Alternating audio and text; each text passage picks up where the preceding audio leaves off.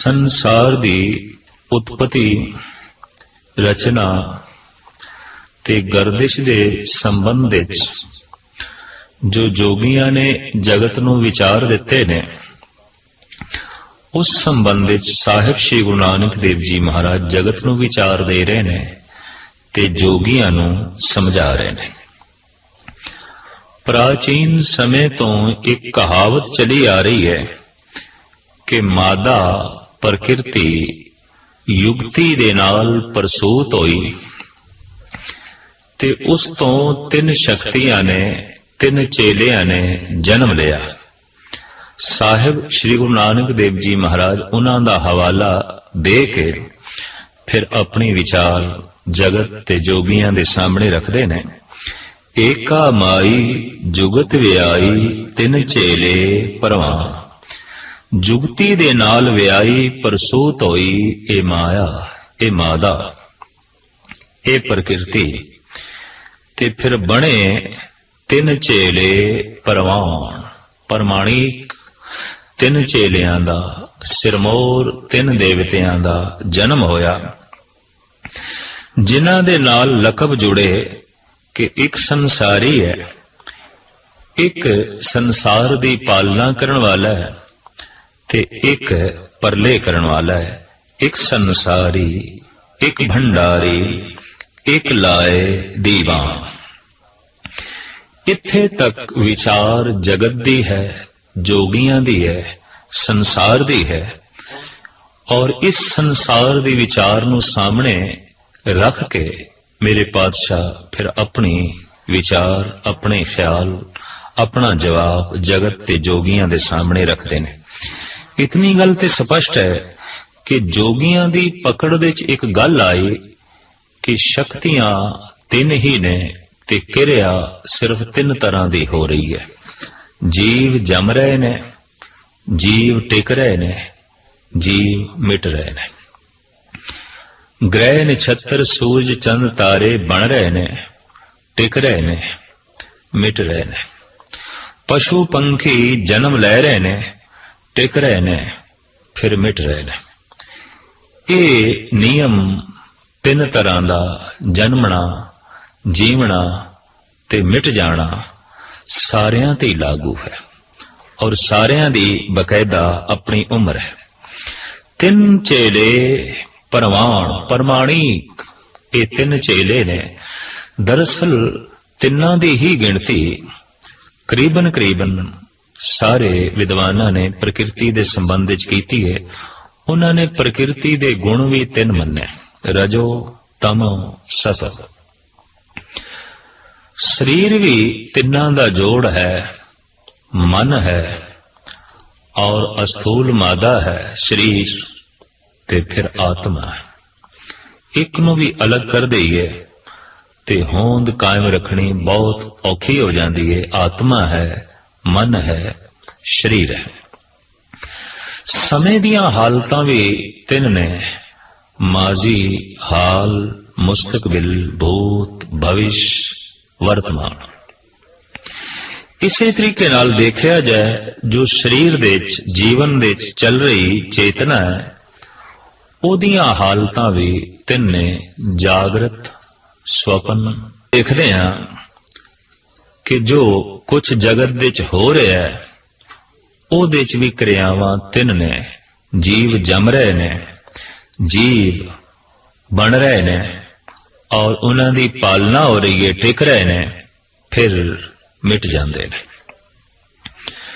ਜੋਗੀਆਂ ਤੇ ਕੁਝ ਆਮ ਪ੍ਰਾਚੀਨ ਸੰਤਾਂ ਦੇ ਮਨ ਵਿੱਚ ਖਿਆਲ ਆਇਆ, ਜੋ ਜਨਮ ਦੇ ਰਿਹਾ ਹੈ, ਹੋ ਹੀ ਨਹੀਂ ਸਕਦਾ ਕਿ ਉਹੀ ਮਾਰ ਰਿਹਾ ਹੈ, ਕਿਉਂਕਿ ਉਹਨੂੰ ਮਾਰਨ ਦਾ ਫਿਰ ਕੀ ਪ੍ਰਯੋਜਨ ਹੋ ਗਿਆ, ਕਿਉਂਕਿ ਜਨਮ ਉਸਨੇ ਦਿੱਤਾ ਹੈ। ਜਿਸਨੇ ਜਨਮ ਦਿੱਤਾ ਹੈ, ਮਾਰਨ ਦਾ ਸਵਾਲ ਨਹੀਂ ਪੈਦਾ ਹੁੰਦਾ। ਤੋ ਜਨਮ ਕੋਈ ਹੋਰ ਦੇ ਰਿਹਾ ਹੈ, ਪਰਲੇ ਕੋਈ ਹੋਰ ਕਰ ਰਿਹਾ ਹੈ, ਤੇ ਫਿਰ ਹੋਰ ਪਕੜ ਦੇ ਚ ਆਈ ਗੱਲ, ਪਾਲਣਾ ਕੋਈ ਹੋਰ ਕਰ ਰਿਹਾ ਹੈ। ਔਰ ਇਹ ਤਿੰਨ ਸ਼ਕਤੀਆਂ ਵੱਖ-ਵੱਖ ਨੇ। ਬਾਅਦ ਵਿੱਚ ਇਹਨਾਂ ਤਿੰਨ ਸ਼ਕਤੀਆਂ ਨੂੰ ਨਾਮ ਵੀ ਦੇ ਦਿੱਤੇ ਗਏ, ਬ੍ਰਹਮਾ, ਵਿਸ਼ਨ, ਮਹੇਸ਼। ਬ੍ਰਹਮਾ संसारी है, विष्णु भंडारी है, शंकर लय करने वाला है, परलय करने वाला है। तो एक जन्म देने वाला है, एक पालना करने वाला है, एक मौत देने वाला है। और इन्हां तिन्नां ही ख्यालां दे आधार दे उत्ते ये तीन देवते साडे देश विच प्रमाणिक मने गए।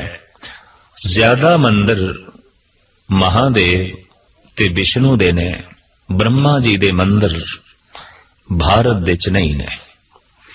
किधरे अखौती मंदिर एक अद मौजूद है। कारण जन्म हो गया, तो जन्म हो गया, हुण उस नाल कोई संबंध नहीं। हुण ते उस नाल संबंध होवेगा जो पालना करे या जिस तो मौत होनी है। जिथों जन्म हो गया, जिथों असी आ गए, उस नाल दोबारा ते कोई संबंध है नहीं। इस वास्ते ये बहुत वड्डा स्वार्थ समझो कि ब्रह्मे दे फिर कोई मंदिर नहीं बने, उदी पूजा भी नहीं हुई, किसी थां कोई उसकी आरती भी नहीं गायन होंदी। बाकी देवतियां दी तरह उन्होंने कोई इष्ट रूप दे च भी नहीं मनदा। सिर्फ इतना ही ख्याल है कि वह वेदां दा रचयिता है, संसार दा रचयिता है, संसार नूं बनाने वाला है। पाला पैना है उस नाल जिसने पालना करनी है। तो विष्णु दे बहुत मंदिर ने, बहुत मंदिर ने। पालना पदार्थ नाल होंदी है, पालना धन नाल होंदी है। तो फिर नारायण दे नाल लक्ष्मी है। लक्ष्मी तो मुराद पदार्थ, वस्तु, संपदा, जिस दे राही पालना होंदी है, जिस तो बिना जीवां दी पालना होनी अत्यंत कठिन है। तो लक्ष्मी नारायण, नारायण दी महिमा तां है कि लक्ष्मी है। ते लक्ष्मी तो बिना पालना हो नहीं सकती। धन पदार्थ तो बिना जीवां नूं तृप्त करना शरीरक तल ते बहुत औखा है। तो लक्ष्मी नारायण दी खूब पूजा हुई, खूब मंदिर, काफी उदी पूजा ते प्रतिष्ठा। लेकिन डरे हुए मनुखा ने, भयभीत मनुखा ने शंकर दी भी पूजा की थी। नारायण दी पूजा इस वास्ते हुई पालना होंदी रहे। शिवजी दी पूजा इस वास्ते हुई मौत तो बचीए, ये बाकियां दे घर ते जावे पर साडे घर ना आवे। इस वास्ते पूजा हुई, इस वास्ते सजदे होए। एक दी पूजा इस वास्ते हुई कि रोज साडे घर आवे। लक्ष्मी नारायण दा पूजन इस वास्ते ये रोज साडे घर आवन, क्योंकि नारायण आएगा लक्ष्मी आएगी, लक्ष्मी आएगी तो नारायण आएगा, पूजन चलिया, रोज पूजन चलिया, ये आवन। ते शंकर दी पूजा इस वास्ते हुई ये ना आवे, ये कम से कम साडे घर तो दूर रवे। ये मौत दा देवता है, ये परले दा देवता है। तखय्यल है कि ओदा वासा मसाना चाहुंदा है, मुर्दे दियां खोपड़ियां ओ गल दे च पाउंदा है। तो हकीकत है मौत दा आखिरी अंजाम ते मसान ही है, शमशान घाट है। शंकर दे आले दुआले जो प्रतीक इकट्ठे कीते गए सारे दे सारे मौत दे, और विष्णु जी दे आले दुआले जिन्ने प्रतीक इकट्ठे कीते गए वो जीवन दे ने। कमल फुल है, सोने दियां मोहरां अगों पईयां ने थाले दे।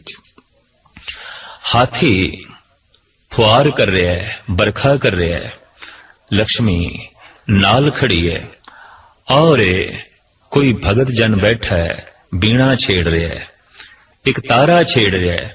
ये सब जीवन दे प्रतीक ने, जिंदगी दे प्रतीक ने। पर बैठे ने महादेव खामोश, अखां भी मूंद के बैठे ने, चुप बैठे ने, बेरौनकी है, तन ते स्वाह मली हुई है। और ये प्रतीक है कि तन ने आखिर स्वाह ही हो जाना है, राख ही हो जाना है। ये प्रतीक ने, एक मौत दा प्रतीक, एक जीवन दा। एक जीवन दा इशारा कर रहा है, एक मौत दा। जद इस ढंग दे नाल छापे खाने नहीं सन, किताबां नहीं सन, लिखाई पढ़ाई नहीं सी, तो मनुखां दी दुनिया च चलदी सी इशारियां दी भाषा। और इस ढंग नाल मनुख नूं धार्मिक बोध भी कराया जांदा सी, संसार दा बोध भी कराया जांदा सी। सहजे सहजे तालीम ਪੜ੍ਹਨ ਲਿਖਣ ਦਾ ਤੇ ਛਾਪੇਖਾਨਿਆਂ ਦਾ ਜਨਮ ਹੋਇਆ ਤਾਂ ਇਸ਼ਾਰਿਆਂ ਦੀ ਭਾਸ਼ਾ ਦੀ ਥਾਂ ਤੇ ਸ਼ਬਦ ਭਾਸ਼ਾ ਬੋਲਚਾਲ ਦੀ ਭਾਸ਼ਾ ਨੇ ਲੈ ਲਈ। ਲੇਕਿਨ ਧਾਰਮਿਕ ਦੁਨੀਆ ਦੇ ਉਹ ਪ੍ਰਾਚੀਨ ਇਸ਼ਾਰੇ ਅੱਜ ਵੀ ਮੌਜੂਦ ਨੇ। ਇਹ ਗੱਲ ਵੱਖਰੀ ਹੈ ਕਿ ਸਮਝਣ ਤੋਂ ਲੋਕੀ ਸਹਿਜੇ ਸਹਿਜੇ ਅਸਮਰਥ ਹੁੰਦੇ ਜਾ ਰਹੇ ਨੇ ਔਰ ਉਹਨਾਂ ਨੂੰ ਵਾਸਤਵਿਕ ਰੂਪ ਦੇਈ ਜਾਂਦੇ ਨੇ, ਜਦਕਿ ਵਾਸਤਵਿਕ ਰੂਪ ਮਿਥਿਹਾਸ ਬਣ ਜਾਂਦਾ ਹੈ, ਇਤਿਹਾਸ ਨਹੀਂ, ਹਕੀਕਤ ਨਹੀਂ। तो साहिब श्री गुरु नानक देव जी महाराज फरमान कर रहे ने, आम प्राचीन जगत दी ये प्रथा है कि ये प्रकृति ये मादा युक्ति दे नाल प्रसूत होई। इस तो तीन चेले बने, ब्रह्मा विष्णु ते महेश जो प्रमाणिक ने। 33 करोड़ देवते विच ये तीन प्रमाणिक ने, सिरमौर ने। ਤੇ ਸਾਹਿਬ ਕਹਿੰਦੇ ਨੇ ਇੱਕ ਨੂੰ ਸੰਸਾਰੀ ਹੋਣ ਦਾ ਲਕਬ ਦੇ ਦਿੱਤਾ ਗਿਆ। ਸੰਸਾਰੀ ਹੋਣ ਤੋਂ ਮੁਰਾਦ ਸਿਰਫ ਸੰਸਾਰ ਦੀ ਰਚਨਾ ਹੀ ਕੀਤੀ, ਜੋ ਰਚੈਤਾ ਹੈ, ਪਾਲਨਹਾਰ ਨਹੀਂ ਹੈ। ਇਸ ਢੰਗ ਨਾਲ ਸਾਹਿਬ ਸ੍ਰੀ ਗੁਰੂ ਨਾਨਕ ਦੇਵ ਜੀ ਮਹਾਰਾਜ ਦੀ ਦ੍ਰਿਸ਼ਟੀ 'ਚ ਤਿੰਨੇ ਹੀ ਅਧੂਰੇ ਹੋ ਜਾਂਦੇ ਨੇ, ਕਿਉਂਕਿ ਜੋ ਰਚਨਾ ਕਰ ਸਕਦਾ ਹੈ ਉਹ ਪਾਲਣਾ ਨਹੀਂ ਕਰ ਸਕਦਾ, ਜੋ ਪਾਲਣਾ ਕਰ ਰਿਹਾ ਹੈ ਉਹ ਮੌਤ ਨਹੀਂ ਕਰ ਸਕਦਾ, ਔਰ ਜੋ ਮੌਤ ਕਰ ਰਿਹਾ ਹੈ ਉਹ ਸਿਰਜਣਾ ਨਹੀਂ ਕਰ ਸਕਦਾ। ਇਹ ਤਿੰਨ ਇੱਕ ਇੱਕ ਸ਼ਕਤੀ। ਸਾਹਿਬ ਸ਼੍ਰੀ ਗੁਰੂ ਨਾਨਕ ਦੇਵ ਜੀ ਮਹਾਰਾਜ ਕਹਿੰਦੇ ਨਹੀਂ, ਹਕੀਕਤ ਇਹ ਹੈ ਜਿੱਥੋਂ ਉਤਪਤੀ ਹੋ ਰਹੀ ਹੈ ਪਾਲਣਾ ਵੀ ਉਸ ਤੋਂ ਹੋ ਰਹੀ ਹੈ, ਔਰ ਜਿਸ ਤੋਂ ਪਾਲਣਾ ਹੋ ਰਹੀ ਹੈ ਨਾਸ ਵੀ ਉਸ ਤੋਂ ਹੋ ਰਿਹਾ ਹੈ। ਪਰ ਜੇ ਇੱਥੇ ਸਵਾਲ ਖੜਾ ਹੋ ਜਾਏ ਕਿ ਜਿਸ ਤੋਂ ਉਤਪਤੀ ਹੋ ਰਹੀ ਹੈ ਮੌਤ ਵੀ ਉਸ ਤੋਂ ਹੋ ਰਹੀ ਹੈ, ਗੱਲ ਸਮਝ ਵਿੱਚ ਨਹੀਂ ਆਉਂਦੀ, ਕਿਉਂਕਿ ਜਿਹੜਾ ਬਣਾਏਗਾ ਉਹ ਮਿਟਾਏਗਾ ਕਿਉਂ, ਔਰ ਜਿਹਨੇ ਮਿਟਾਣਾ ਹੀ ਹੈ ਉਹ ਪਾਲਣਾ ਕਿਉਂ ਕਰੇਗਾ। तो ਇਹਦੇ ਵਾਸਤੇ ਗੁਰਬਾਣੀ ਦਾ ਇੱਕ ਬੜਾ ਸੁੰਦਰ ਜਵਾਬ ਹੈ ਕਿ ਇਹ ਪ੍ਰਮਾਤਮਾ ਦਾ ਕੋਈ ਮੁੱਦਾ ਤੇ ਮਕਸਦ ਨਹੀਂ ਹੈ, ਉਸ ਦਾ ਇੱਕ ਖੇਲ ਹੈ। ਸ਼ੌਕ ਦੇ ਨਾਲ ਦਰਿਆ ਦੇ ਕੰਢੇ ਤੇ ਬੱਚੇ ਆਪਣੇ ਘਰ ਬਣਾਉਂਦੇ ਨੇ, ਔਰ ਜਿਤਨੀ ਸ਼ੌਕ ਨਾਲ ਬਣਾਉਂਦੇ ਨੇ, ਜਿਤਨੇ ਹੱਸ ਕੇ ਬਣਾਉਂਦੇ ਨੇ, ਉਤਨੀ ਹੱਸ ਕੇ ਤੋੜ ਦਿੰਦੇ ਨੇ। ਬਣਾਉਣ ਲੱਗਿਆਂ ਜੋ ਹਾਸਾ ਮੌਜੂਦ ਹੈ, ਤੋੜਨ ਲੱਗਿਆਂ ਵੀ ਉਹ ਖਿਲਖਿਲਾਹਟ ਮੌਜੂਦ ਹੈ। ਜਿਹੜੀ ਪ੍ਰਸੰਨਤਾ ਬਣਾਉਣ ਲੱਗਿਆਂ ਹੈ, ਤੋੜਨ ਲੱਗਿਆਂ ਵੀ ਉਹੀ ਪ੍ਰਸੰਨਤਾ ਹੈ। ਔਰ ਜਿਤਨੀ ਲਗਨ ਤੇ ਮਿਹਨਤ ਦੇ ਨਾਲ ਬਣਾਇਆ ਹੈ, ਉਤਨੇ ਹੀ ਚਾਓ ਮਲਹਾਰ ਤੇ ਲਗਨ ਨਾਲ ਤੋੜ ਦਿੱਤਾ ਹੈ। ਕਿਆ ਪ੍ਰਯੋਜਨ ਹੈ ਇਸ ਬੱਚੇ ਦਾ? ਅਗਰ ਪ੍ਰਯੋਜਨ ਹੁੰਦਾ, ਕੋਈ ਮੁੱਦਾ ਹੁੰਦਾ, ਮਕਸਦ ਹੁੰਦਾ, ਤਾਂ ਤੋੜਨ ਲੱਗਿਆ ਇਸਨੇ ਰੋਣਾ ਸੀ, ਤੜਪਣਾ ਸੀ, ਬੇਜ਼ਾਰ ਹੋਣਾ ਸੀ। ਨਹੀਂ, ਇਹ ਉਸ ਦਾ ਖੇਲ ਹੈ। तो साहब कहते आवन जान एक खेल बनाया, आग्याकारी कीनी माया। जगत विच आवना ते जावना परमात्मा दा एक खेल है, मकसद नहीं। जिस काम दे पिछे कुछ मकसद रख लईए उत्थे तनाव खड़ा हो जाता है। क्यों तनाव इस गल दा खड़ा हो जाता है, हुण मकसद दी पूर्ति होवेगी कि नहीं, क्योंकि मकसद रखे है। ਤੇ ਜਿਸ ਨੇ ਜਿਸ ਕੰਮ ਦੇ ਲਈ ਕੁਝ ਮਕਸਦ ਰੱਖਿਆ, ਇਹਦਾ ਮਤਲਬ ਹੈ ਉਸਨੇ ਕਿਧਰੇ ਪਹੁੰਚਣਾ ਹੈ, ਤੇ ਕਿਧਰੇ ਪਹੁੰਚਣਾ ਇਸ ਗੱਲ ਦਾ ਸਬੂਤ ਹੈ ਜੇ ਰਸਤੇ 'ਚ ਹੈ, ਅਜੇ ਮੰਜ਼ਿਲੇ ਮਕਸੂਦ ਤੇ ਨਹੀਂ। ਤੇ ਪ੍ਰਮਾਤਮਾ ਦਾ ਵੀ ਕੋਈ ਮਕਸਦ ਹੈ, ਉਸਨੇ ਵੀ ਕਿਧਰੇ ਪਹੁੰਚਣਾ ਹੈ। ਇਹ ਤੇ ਫਿਰ ਅਧੂਰਾ ਹੋ ਗਿਆ, ਇਹ ਤੇ ਫਿਰ ਆਪਣੇ ਘਰ ਦੇ 'ਚ ਨਹੀਂ ਹੈ। ਅਗਰ ਉਸਨੇ ਵੀ ਕੋਈ ਮੁੱਦਾ ਰੱਖਿਆ ਹੈ, ਮਕਸਦ ਰੱਖਿਆ ਹੈ, ਸਪਸ਼ਟ ਗੱਲ ਹੈ। जैसे जैसे मनुख जिस काम दे नाल मकसद जोड़दा है, तनाव ते खड़ा हो जाता है। हुण मकसद दी पूर्ति होवे तां ही मैनूं सफलता मिलेगी, तां ही मैं अगे वध सकांगा। ते जे मकसद दी पूर्ति ना होवे ते मायूसी हुंदी है, उपरामता हुंदी है, और अजे मकसद दूर है, अजे प्रयोजन दूर है, मुद्दा मंजिल दूर है, लेकिन तनाव पहले ही खड़ा हो जाता है कि सफलता मिलेगी कि नहीं, मैं पहुंच सकांगा कि नहीं, मेरा पहुंचना ही मेरी सफलता है। ते जे परमात्मा दा ये सब कुछ करना भी किधरे पहुंचना है, तो इतनी गल स्पष्ट होएगी परमात्मा को अजे सफलता नहीं है, और वो भी दुबदा च पिया है कि मैं सफल होवांगा कि नहीं। तो साहिब गुरु अर्जन देव जी कहते नहीं, जगत दी रचना दे संबंध विच उसदा कोई मकसद नहीं, उसदा कोई मुद्दा नहीं। ये उसदी एक लीला है, ये उसदा एक खेल है। आवन जान एक खेल बनाया, आग्याकारी कीनी माया। ਮੁੱਦਾ ਨਹੀਂ ਹੈ, ਉਸਦਾ ਕੋਈ ਮਕਸਦ ਨਹੀਂ ਹੈ, ਲੇਕਿਨ ਬਣਾਈ ਜਾ ਰਿਹਾ। ਇਸ ਵਾਸਤੇ ਪ੍ਰਮਾਤਮਾ ਦੀ ਦੁਨੀਆ 'ਚ ਤਣਾਅ ਨਹੀਂ ਹੈ, ਖਿਚਾਓ ਨਹੀਂ ਹੈ। ਉਹ ਜਿੱਥੇ ਹੈ ਆਪਣੇ ਟਿਕਾਣੇ ਤੇ, ਉਹ ਜਿੱਥੇ ਹੈ ਪ੍ਰਸੰਨ ਹੈ, ਆਨੰਦ ਹੈ, ਖੁਸ਼ੀ ਦੇ 'ਚ ਹੈ, ਖੇੜੇ ਦੇ 'ਚ ਹੈ। ਸਾਹਿਬ ਸ੍ਰੀ ਗੁਰੂ ਗੋਬਿੰਦ ਸਿੰਘ ਜੀ ਮਹਾਰਾਜ ਦਾ ਇਹ ਬੜਾ ਮਧੁਰ ਕਲਾਮ ਕਿ ਮੈਂ ਹੂੰ ਪਰਮ ਪੁਰਖ ਕੋ ਦਾਸਾ, ਦੇਖਣ ਆਇਓ ਜਗਤ ਤਮਾਸ਼ਾ। ਇਹ ਜਗਤ ਇੱਕ ਤਮਾਸ਼ਾ ਹੈ ਤੇ ਮੈਂ ਇਸ ਤਮਾਸ਼ੇ ਨੂੰ ਵੇਖਣ ਵਾਸਤੇ ਆਇਆ। ਦਰਅਸਲ ਜੋ ਤਮਾਸ਼ਾ ਵੇਖਦਾ ਹੈ ਉਹ ਤੇ ਪ੍ਰਸੰਨ ਰਹਿੰਦਾ ਹੈ, ਪਰ ਜੋ ਤਮਾਸ਼ਾ ਬਣ ਜਾਂਦਾ ਹੈ ਉਹ ਲੋਕਾਂ ਦੀ ਨਜ਼ਰਾਂ 'ਚ ਗਿਰ ਜਾਂਦਾ ਹੈ, ਦੁਖੀ ਹੋ ਜਾਂਦਾ ਹੈ, ਬੇਜ਼ਾਰ ਹੋ ਜਾਂਦਾ ਹੈ। ਔਰ ਗੁਰੂ ਗੋਬਿੰਦ ਸਿੰਘ ਜੀ ਮਹਾਰਾਜ ਦੇ ਇਹ ਵਾਕ ਕਹਿ ਰਹੇ ਨੇ, ਐ ਬੰਦੇ ਤਮਾਸ਼ਾ ਵੇਖ, ਤਮਾਸ਼ਾ ਨਾ ਬਣ। ਕਈ ਬੰਦੇ ਤਮਾਸ਼ਾ ਹੀ ਬਣ ਗਏ ਨੇ। ਉਹਨਾਂ ਦਾ ਜੀਵਣਾ ਔਰ ਰੋਜ਼ਮਰਾ ਦੀ ਤਰਜ਼ੇ ਜ਼ਿੰਦਗੀ ਤਮਾਸ਼ਾ ਬਣੀ ਹੋਈ ਹੈ ਔਰ ਲੋਕੀ ਵੇਖ ਵੇਖ ਕੇ ਖੁਸ਼ ਹੁੰਦੇ ਨੇ। ਜਿਨ੍ਹਾਂ ਨੂੰ ਵੇਖ ਵੇਖ ਕੇ ਦੂਜਿਆਂ ਨੂੰ ਪ੍ਰਸੰਨਤਾ ਮਿਲੇ, ਸਮਝ ਲਓ ਬੰਦਾ ਤੇ ਤਮਾਸ਼ਾ ਬਣ ਗਿਆ, ਇੱਕ ਖੇਡ ਬਣ ਗਿਆ। ਲੜ ਰਹੇ ਨੇ ਘਰ ਦੇ 'ਚ, ਪੜੋਸੀਆਂ ਨੂੰ ਸਵਾਦ ਆ ਰਿਹਾ ਹੈ, ਰਸ ਆ ਰਿਹਾ, ਹਾਥਾ ਪਾਈ ਕਰ ਰਹੇ ਨੇ, ਗਾਲੀ ਗਲੋਚ ਕਰ ਰਹੇ ਨੇ, ਇੱਕ ਦੂਜੇ ਦੇ ਕੇਸ ਪੁੱਟ ਰਹੇ ਨੇ, ਇੱਕ ਦੂਜੇ ਨੂੰ ਜ਼ਖਮੀ ਕਰ ਰਹੇ ਨੇ। ਹਜ਼ਾਰਾਂ ਦੀ ਭੀੜ ਇਕੱਠੀ ਹੋ ਗਈ ਹੈ ਤਾਂ ਹਜ਼ਾਰਾਂ ਲਈ ਤੇ ਉਹ ਤਮਾਸ਼ਾ ਬਣ ਗਏ। ਸਾਹਿਬ ਕਹਿੰਦੇ ਨਹੀਂ, ਐ ਬੰਦੇ ਜਗਤ ਦੇ ਜੋ ਕੁਝ ਹੋ ਰਿਹਾ ਹੈ ਇਹ ਤਮਾਸ਼ਾ ਹੈ ਔਰ ਇਸ ਤਮਾਸ਼ੇ ਨੂੰ ਤੂੰ ਵੇਖਣ ਵਾਲਾ ਬਣ, ਨਾ ਕਿ ਤੂੰ ਖੁਦ ਤਮਾਸ਼ਾ ਬਣ। ਔਰ ਭਗਤ ਜਨਾਂ ਤੋਂ ਬਾਅਦ ਕੁਝ ਦਾਰਸ਼ਨਿਕ ਅਜ਼ੀਮ ਚਿੰਤਕ ਜੋ ਜੀਵਨ ਦੇ ਗਹਿਰੇ ਤਲ ਵਿੱਚ ਝਾਤ ਮਾਰ ਸਕੇ, ਇਹ ਗੱਲ ਵੱਖਰੀ ਹੈ ਕਿ ਜੀਵਨ ਦੇ ਗਹਿਰੇ ਤਲ ਵਿੱਚ ਜਾ ਤੇ ਨਹੀਂ ਸਕੇ ਲੇਕਿਨ ਝਾਤ ਮਾਰ ਸਕੇ ਨੇ। ਜੋ ਪਹੁੰਚ ਗਏ ਨੇ ਜੀਵਨ ਦੇ ਗਹਿਰੇ ਤਲ ਵਿੱਚ ਉਹ ਤੇ ਸੰਤ ਨੇ, ਭਗਤ ਨੇ, ਪਰ ਜੋ ਝਾਤ ਮਾਰ ਸਕੇ ਨੇ ਉਹ ਦਾਰਸ਼ਨਿਕ ਨੇ, ਮਹਾਨ ਦਾਰਸ਼ਨਿਕ। ਤੋ ਇਹ ਦੋ ਸ਼੍ਰੇਣੀਆਂ ਜਗਤ ਵਿੱਚ ਮਹਾਨ ਨੇ। ਜੋ ਜੀਵਨ ਦੇ ਗਹਿਰੇ ਤਲ ਵਿੱਚ ਚਲੇ ਗਏ ਇਹ ਤੇ ਮਹਾਨ ਨੇ, ਪਰ ਜਿਨ੍ਹਾਂ ਨੇ ਝਾਤ ਮਾਰ ਕੇ ਗਹਿਰਾ ਤਲ ਵੇਖ ਲਿਆ ਉਹ ਵੀ ਘੱਟ ਨੇ, ਉਹ ਵੀ ਮਹਾਨ ਨੇ। ਤੋ ਇਸ ਤਰ੍ਹਾਂ ਦੀ ਗਹਿਰਾਈ ਵਿੱਚ ਝਾਤੀ ਮਾਰੀ ਹੈ ਉਰਦੂ ਦੇ ਪ੍ਰਸਿੱਧ ਸ਼ਾਇਰ ਮਿਰਜ਼ਾ ਗਾਲਿਬ ਨੇ। ਉਹ ਕਹਿੰਦਾ ਹੈ, ਬਾਜ਼ੀ ਚਾਹੇ ਇਤਫਾਲ ਹੈ ਦੁਨੀਆ ਮੇਰੇ ਆਗੇ। ਇਹ ਸਾਰੀ ਦੁਨੀਆ ਮਾਨੰਦ ਤਿਫਲ ਇੱਕ ਖੇਲ ਹੈ ਮੇਰੇ ਸਾਹਮਣੇ, ਬੱਚੇ ਦਾ ਖੇਲ, ਤਿਫਲ ਬੱਚਾ। ਅਜੀਬੋ ਗਰੀਬ ਜੋ ਕੁਝ ਜਗਤ ਵਿੱਚ ਹੋ ਰਿਹਾ ਹੈ ਇਹ ਸਭ ਕੁਝ ਮੇਰੇ ਲਈ ਬੱਚਿਆਂ ਦੇ ਖੇਲ ਤੋਂ ਜ਼ਿਆਦਾ ਕੁਝ ਨਹੀਂ ਹੈ। ਔਰ ਫਿਰ ਅਗਾਂਹ ਚੱਲ ਕੇ ਕਹਿੰਦਾ ਹੈ, ਹੋਤਾ ਹੈ ਸ਼ਬੋ ਰੋਜ਼ ਤਮਾਸ਼ਾ ਮੇਰੇ ਆਗੇ। ਦਿਨ ਤੇ ਰਾਤ ਇਹ ਤਮਾਸ਼ਾ ਮੇਰੇ ਸਾਹਮਣੇ ਹੋ ਰਿਹਾ। ਇਹ ਗੱਲ ਵੱਖਰੀ ਹੈ ਕਿ ਰਾਤ ਦਾ ਤਮਾਸ਼ਾ ਕੁਝ ਹੋਰ ਹੈ, ਦਿਨ ਦਾ ਤਮਾਸ਼ਾ ਕੁਝ ਹੋਰ ਹੈ। ਪਰ ਮੈਂ ਦੇਖ ਰਿਹਾ ਦਿਨ ਦੇ ਤਮਾਸ਼ੇ ਵੀ, ਰਾਤ ਦੇ ਤਮਾਸ਼ੇ ਵੀ। ਫਿਰ ਕਹਿੰਦਾ ਇੱਕ ਖੇਲ ਹੈ ਔਰੰਗੇ ਸੁਲੇਮਾਂ ਮੇਰੇ ਨਜ਼ਦੀਕ, ਇੱਕ ਬਾਤ ਹੈ ਅਜਾਜ਼ ਮਸੀਹਾ ਮੇਰੇ ਆਗੇ। ਤਖਤ ਸੁਲੇਮਾਨੀ ਇਹ ਵੀ ਇੱਕ ਬੱਚਿਆਂ ਦਾ ਖੇਲ ਹੈ।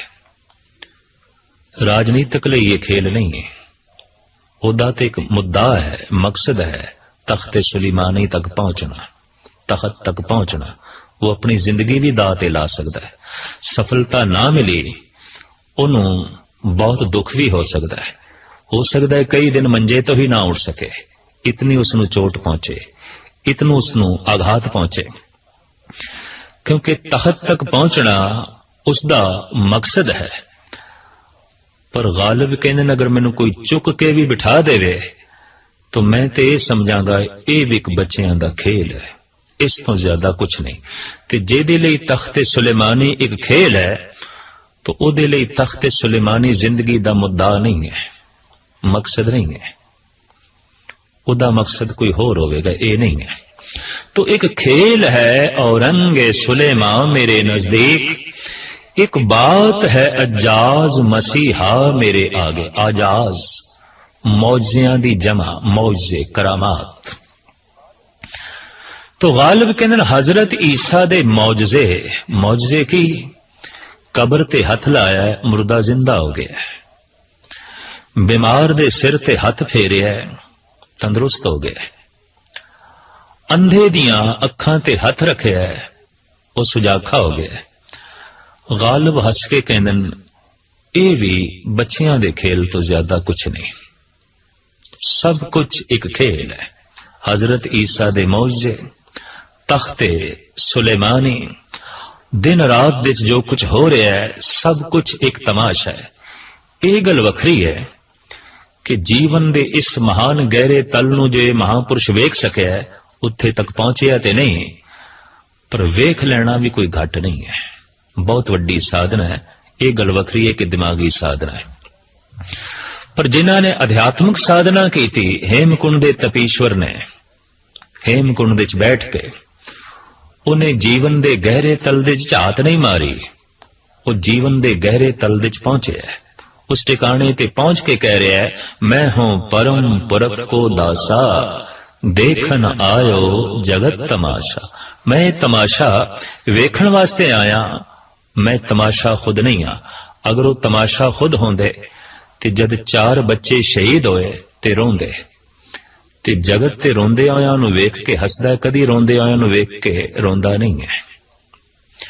ਇਸ ਵਾਸਤੇ ਆਮ ਕਹਾਵਤ ਹੈ, ਤੁਸੀਂ ਹੱਸੋਗੇ ਜਗਤ ਨਾਲ ਹੱਸੇਗਾ, ਪਰ ਜਦ ਤੁਸੀਂ ਰੋਵੋਗੇ ਜਗਤ ਰੋਣ ਨੂੰ ਤਿਆਰ ਨਹੀਂ ਹੋਵੇਗਾ। ਰੋਣੇ ਦੀ ਕੌਣ ਸਾਂਝ ਪਾਉਂਦਾ ਹੈ? ਹਾਸੇ ਦੀ ਸਾਂਝ ਪਾਉਂਦਾ ਹੈ। ਜੀਵਨ ਦੀ ਸਾਰੀ ਸਾਂਝ ਪਾਉਂਦੇ ਨੇ, ਮੌਤ ਦੀ ਕੌਣ ਸਾਂਝ ਪਾਵੇਗਾ? ਨਫੇ ਦੀ ਸਾਰੀ ਸਾਂਝ ਪਾਉਂਦੇ ਨੇ, ਨੁਕਸਾਨ ਦੀ ਕੌਣ ਸਾਂਝ ਪਾਵੇਗਾ? ਸਾਰੇ ਰਿਸ਼ਤੇ ਸੁਖ ਦੇ ਨੇ, ਦੁੱਖ ਦੀ ਰਿਸ਼ਤੇਦਾਰੀ ਕੌਣ ਜੋੜੇਗਾ?